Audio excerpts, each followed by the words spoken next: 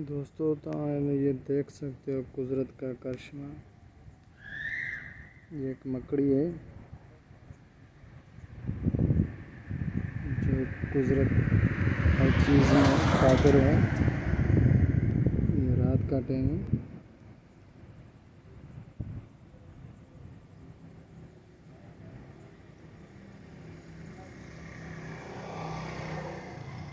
ये अभी आई हुई है कहीं से, तो अभी मैं जो है ना इसको छोड़ दूँ।